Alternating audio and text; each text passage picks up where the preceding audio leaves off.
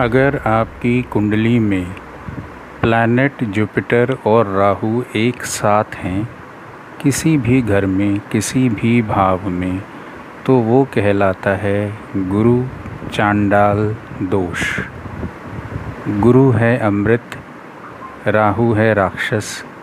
जब राक्षस अमृत पिएगा तो राक्षस बलवान हो जाएगा और गुरु की आशीर्वाद देने की कैपेसिटी क्षीण हो जाएगी। It will be लेसन्ड।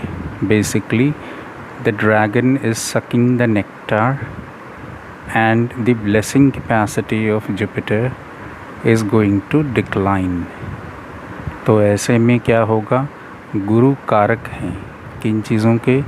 धन के, विवाह के, ठीक है, और संतान के। तो इन डिपार्टमेंट्स में आपको जो है प्रॉब्लम्स आएंगी, और ज़्यादा प्रॉब्लम्स तब आएंगी अगर गुरु आपका कारक ग्रह है।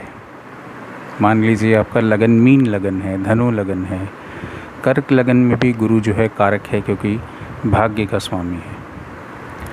तो यहाँ पर क्या चीज़ देखने को मिलेगी? If you are a girl, if you are a woman, right, if you are a lady and there is Guru Chandal dosh in your chart, there will be problems. Definitely problems will be there in getting married.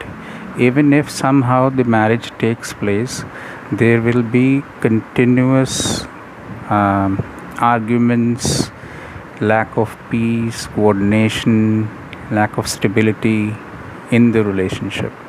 Why? Because Jupiter कारक है पति का कन्या की कुंडली में। यहाँ पे उपाय भी बहुत सोच समझ के करना होता है।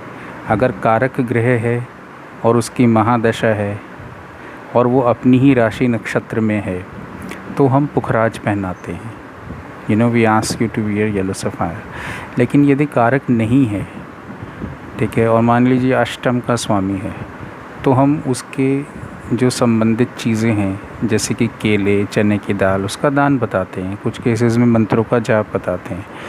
But remedy is going to be very important if you are going through any dasha of Jupiter. अभी पीछे ही 2 जून को जुपिटर एग्जॉल्टेड हुए हैं। अगर चांडाल दोष लगा हुआ है कुंडली में तो उसके भी आपको अच्छे बेनिफिट्स नहीं मिल पाएंगे। तो आप कंसल्टेशन चाहते हैं, you can connect with me and I will give you appropriate remedies with time predictions. किस तरह से इस दोष को जो है हम उसके बुरे प्रभाव को कम करके अच्छा करें, और जिस डिपार्टमेंट को जुपिटर ब्लेस नहीं कर पा रहे कैसे वो करेंगे। फिर भी मैं एक आपको बता देता हूँ। ये है भगवान श्री राम का तारक मंत्र।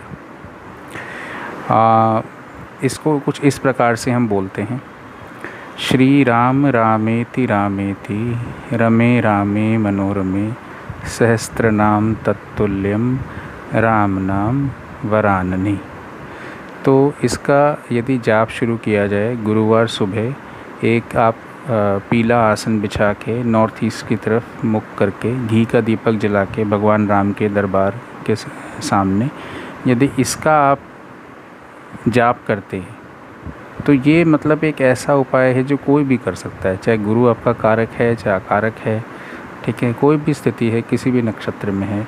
इस मंत्र के जाप से डेफिनेटली उसके दुष्प्रभाव में कमी आएगी and you will definitely feel relief with in 40 days।